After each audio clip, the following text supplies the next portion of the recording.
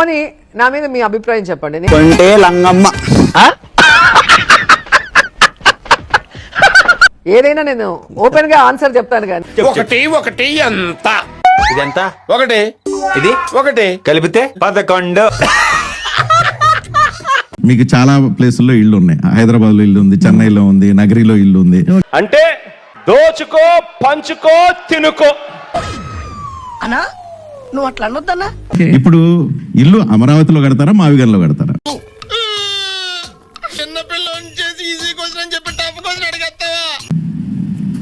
ఇల్లు కట్టాలా? ఇల్లు కడితే మీరు ఇల్లు కట్టుకోవాలి అని అనుకుంటే అమరావతిలో ఇల్లు నేను అంత కడతారా? రిచ్ కాదండి, నేను రెంట్ కి తీసుకొని ఉంటాను. అది మావిగంలో రెంట్కి తీసుకొని ఉంటారా, అమరావతిలో రెంట్కి తీసుకొని ఉంటారా? వేసేసాడు, బాగా వేసేసాడు. నేను అన్నీ ఒకటే కదా.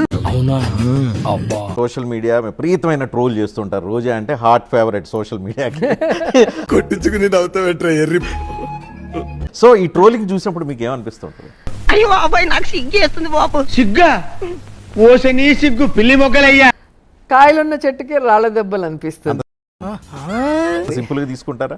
పెయిన్ అనిపించదా, బాధ అనిపించదా? అది ఒకప్పుడు అనిపించేది, ఇప్పుడు వాళ్ళని చూసి సిల్లీ గాయ్స్. అమ్మా నువ్వు ఆ మాట ఇస్తే చాలు చిడుగుడు అనేసుకుంటానమ్మా. సో ఎనదర్ ట్రోల్ మెటీరియల్ ఇది. నిజంగానే అరే చాలా కాన్ఫిడెంట్ గా ఉన్నాడు. మీరు తీసేస్తారు బాబు. నిజంగా కొత్తలో పాలిటిక్స్ వచ్చినప్పుడు బాధపడేదాన్ని. ఎంత ఘోరం జరిగిపోయిందిరా. ఎందుకంటే ఇప్పుడు ఒక పొలిటికల్ గా నేను వాళ్ళని తిట్టినప్పుడు కింద కామెంట్ పెడితే ఓకే, అరే దొంగలని మీరే భలే ఒప్పుకున్నారు. అలాంటి వాళ్ళ గురించి మనం టైం వేస్ట్ చేయడం అవసరమా అని నేను అడుగుతున్నా. ఉన్న టైము చాలా ప్రీషియస్, ఆ టైంలో ఎన్నో పనులు చేయొచ్చు. నీకు నీకు నాకు నీకు నీకు నీకు నాకు నీకు అవన్నీ వదులుకొని వీడు మాట్లాడిన మాటలకి బాధపడి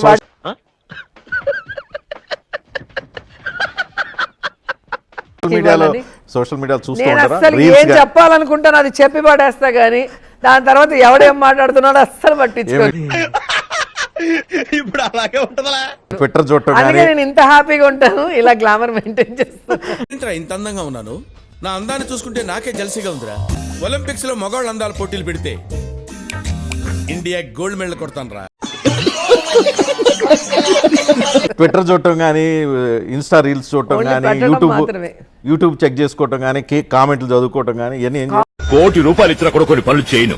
వాటిలో మొదటి పని ఇదే. కామెంట్ అనేది అస్సలు నా లైఫ్ లో నేను కింద చదవటమే మానేశాను. ఇప్పుడో మానేసాను, ఎన్నో సంవత్సరాలు అయింది.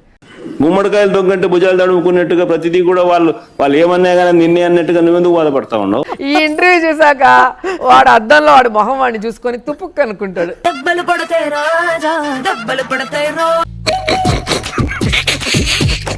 ఇన్ని రోజులు పెట్టి వేస్ట్, ఆవిడ ఫీల్ అవ్వలేదా, అయ్యో టైం వేస్ట్ అనుకుంటాడు. ఏడవట్లేదంట. జరిగిన కొన్ని ట్రోల్స్ ఒకసారి చూద్దాం. మీ రియాక్షన్ ఏంటో డైరెక్ట్ గా తెలుసుకోవడానికి అవకాశం ఉంది. ఒకసారి చూద్దాం.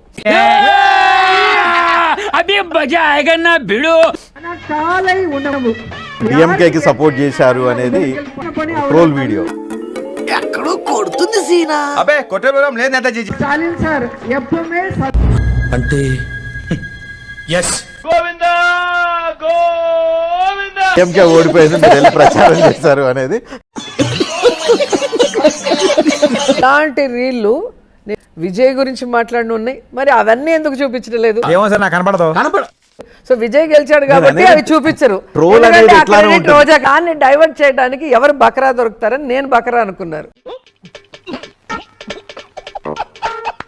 కానీ మీరు ట్రోల్స్ చూడండి అంటున్నారు, ఒకసారి మాట్లాడిన తర్వాత వదిలేస్తారు. మీరు మాట్లాడిన తర్వాత అవి ఎలా మారుతున్నాయి అనేది మీకు ఇంకో వీడియో చూపిస్తాను.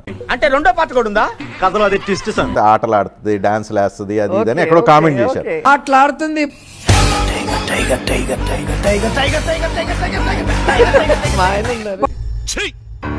నవ్వుతున్నావా? సిగ్గులేదురా నీకు? పాటలు పాడుతుంది, నా మొగుడే బ్రహ్మచారి. ఫోన్ లేదు. నేనేమో కన్యాకుమారి.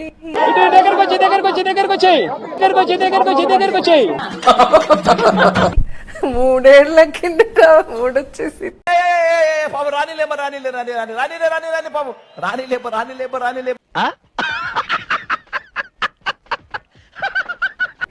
ముదిరి బెండకాయని చూసి మూడొచ్చి నాతో పండుకుంటావా ఇంకొంత పండుకుంటావా ఇంకొంత పండుకుంటావా అని